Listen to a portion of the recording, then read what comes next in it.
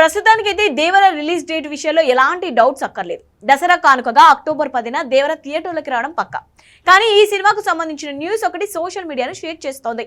Power star Pawan Kalyan నటిస్తున్న OG movie, young tiger NTR నటిస్తున్న దేవర cinema 2 వారాల గ్యాప్ లో థియేటర్లోకి రాబోతున్నాయి. సెప్టెంబర్ 20న ఓజీ రిలీజ్ అవుతుందని ఇప్పటికీ ప్రకటించారు మేకర్స్. అయితే ఈ సినిమా పోస్ట్ పోన్ అయ్యే అవకాశాలు ఉన్నాయనే టాక్ వినిపిస్తున్న సంగతి తెలిసిందే.